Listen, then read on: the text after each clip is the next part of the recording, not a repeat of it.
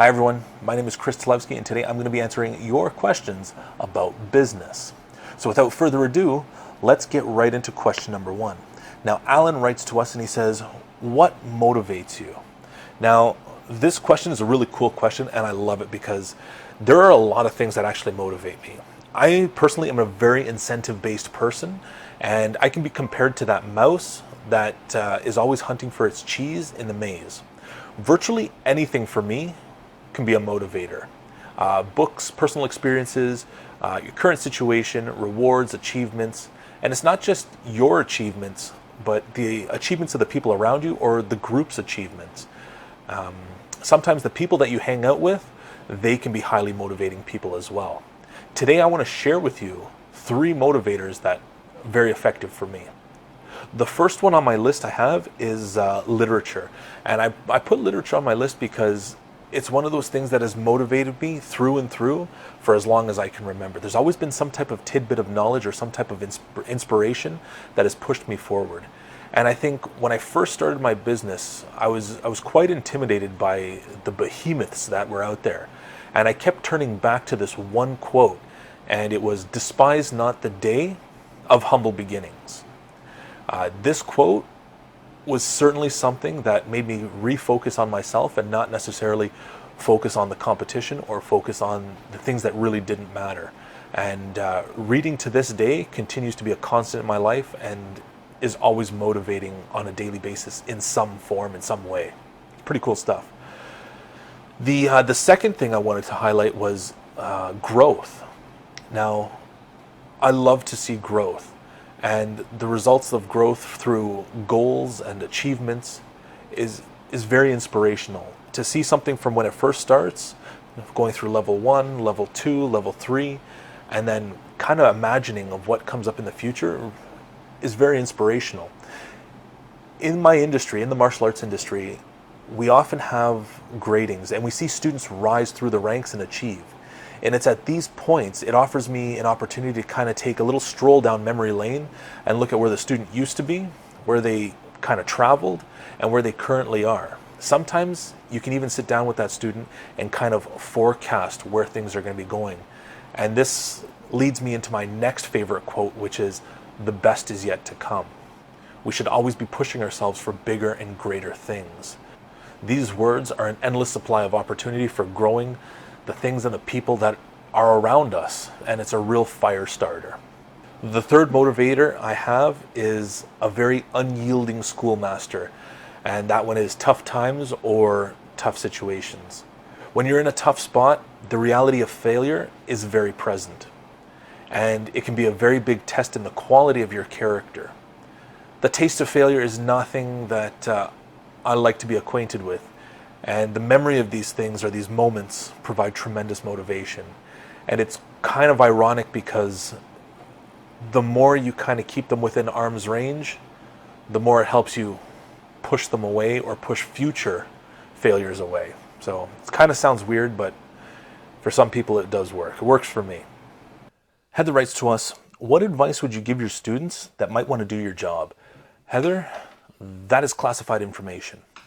No, actually, there would be a couple of things. First, you would muscle them out and take over. No, you can't do that either. Sometimes it works though, but don't do it. The first thing I would suggest is try to learn as much as you can about yourself and try to learn as much as you can about the business as possible. Business is kind of strange because you would assume that a martial arts school would be predominantly martial arts, but it's actually not. About a third of it is actually teaching martial arts. The other parts are business fundamentals and people skills, as well as personal development and personal growth. Once you get into business, you don't stop growing. You actually have to keep going. Well, I'll actually cover that in a little bit. Many business owners actually have to have financial literacy. They need to know business management. They have to have people skills, passion, a vision for what they're doing, planning, and personal development. Every one of these things must happen on a constant basis, otherwise it starts to crumble. A good book to check out for something like this is something called The E-Myth, and it was written by a guy named Michael Gerber, and he does a great job of examining the 3 different personalities that are out there in this world.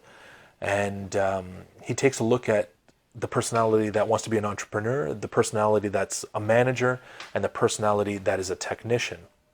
To go through all this right here on the video would take hours, but if you could pick up a copy of that, that'd be a really great place to start and kind of help you discover who you are and what business is all about. Number 2 would be build your reputation and leadership, as well as maintain it in a steadfast manner. Because one of the worst things that can be done to one's character is to try and run 2 different lifestyles. We often see this in the entertainment world where someone is kind, they're funny, they're pleasant, they're very compassionate and understanding in front of the camera and to the public. But when it's behind closed doors or under stressful circumstances, we see the true colors of that person arise. The best way to try and avoid these things is to genuinely live the practice or walk the walk. To be a quality leader, you've got to be you first and make sure that you are actually being a genuine person.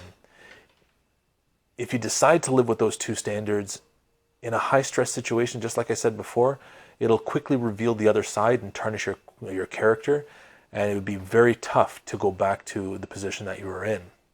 Your personality and your character in this business and in many other small businesses are your calling card, and we want to maintain that and make sure it's nice and clean and ready to roll. The third thing that I could pass on is never stop learning, never plateau, and always push yourself onwards and upwards. I first came across this with my grandparents. I would watch them as a child and they never stopped. They were constantly trying to push themselves to maintain or improve their home. Then I got a real big dose of reality when I went into the military. And our drill instructors would have a very friendly and motivational chat with us every time they saw us being idle or wasting time. You were taught you are to continuously improve your situation. It was a big deal when we were there, very big deal. Whether you're looking to teach or go into business, you need to adapt to the ever-changing world. Now, these changes happen through personal development and sometimes through the peers that you associate with. We want to surround ourselves with those people who are successful, those people who are hungry for growth and also hungry for success. Sometimes this means we have to make some very tough decisions. If our circle of friends is highly motivational, we kind of find ourselves in a very good spot. But if we find that we have a very tight circle of friends and there's a few of them that are not quite motivational and they don't build you up or help you or push you forward, then we have to make some tough decisions and we have to try and talk to them to say this behavior has to change, or we kind of leave them behind. I do hope that sheds some light on the question that you were asking there, Heather. We are going to be going into the next question here, and it's from Roger, and he says, "Yo, is it easy starting a business?" No, it's not easy. Next question.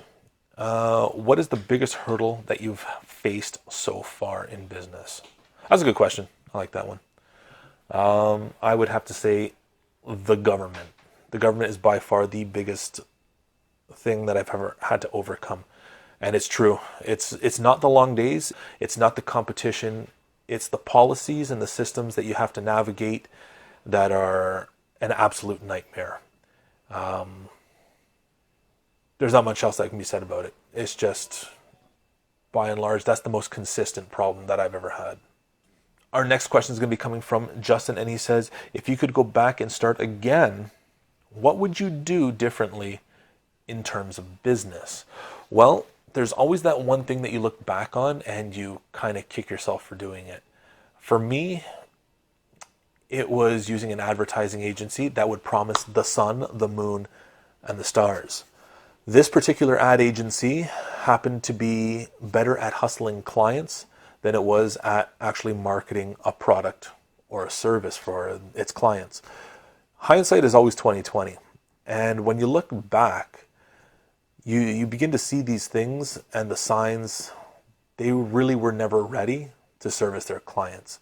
They were only ready with pricing information for their advertising packages and how you could pay for it and how you could buy it.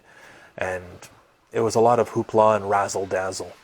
To this day, I still get phone calls from these guys, and I can't help but spend a few minutes talking to these guys to try and figure out their system just to satisfy my own curiosity. And it turns out over these last few phone calls, I've discovered that a lot of their system and a lot of what that sales rep was trying to razzle and dazzle me with was only partially true. So if I could go back and talk to myself 4 or 5 years ago, I would say, if it's too good to be true, it probably is. And then I would tell myself, if someone has to sell you that much marketing, it probably isn't worth it. All the good marketing tools out there kind of come from word of mouth. So that's what I would tell myself. And that's it for today. I want to thank you guys for watching this Q&A video. I hope it's helped you out.